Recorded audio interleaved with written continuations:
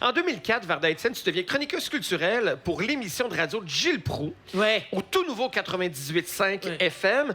Un jour, il décide, devant toi, de critiquer, je le cite, les seins en plastique de Marie-Chantal Toupin.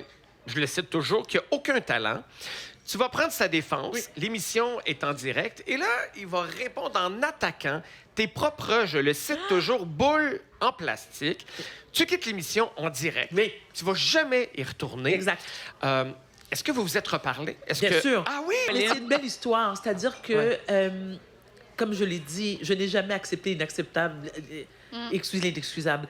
Parce que, de un, il insultait une femme, Marie-Chantal Toupin, avec qui j'avais peu de liens que je connaissais, parce qu'elle était, à l'époque, au top de sa carrière.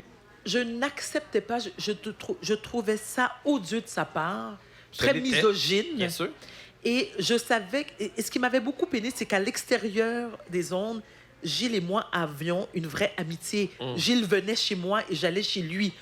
Oui, il y avait des soupers Le de... salaud. Ouais. Oui, absolument. Ça, c'est chiant. C'est Oui, cheap. mais attends... Est-ce qu'il est de commerce plus agréable dans l'intimité? Est-ce que... Extrêmement. Il est doux comme un agneau, il écoute, il est poli, C'est un il est personnage. respectueux. Voilà. Et il n'a pas su faire la différence. Donc, moi, j'ai trouvé ça inacceptable. Mais ce que j'ai aimé, ce qui m'a beaucoup flatté mon ego, parfois démesuré, mais il était plus à l'époque, mais beaucoup moins maintenant, c'est qu'il a vraiment tout fait pour que je revienne. Moi, j'ai été rencontrée par les patrons qui m'ont menacé. Des excuses, des fleurs? Oui, mais je voulais pas. J'étais pas prête à les accepter. Et vous savez, quand j'ai accepté de lui reparler, plusieurs années plus tard, c'est Bianca, sa conjointe que j'aime beaucoup, qui m'a appelé pour me dire Varda, Gilles est très malade, il est hospitalisé, il aimerait te parler. Et chez les Haïtiens, on dit toujours, dans la mort et dans la maladie, il n'y a pas d'ennemis. Yep. Donc, je l'ai appelé.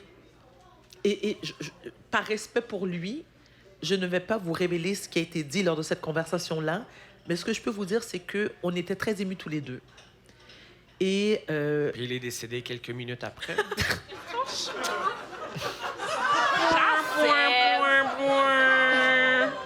Oh! Quelqu'un qui... Mon Dieu! Quoi? Non, mais j'admire ça, genre... Yes! Wow! Voyons mon penchant, mais est-ce que j'adore ça? Voilà.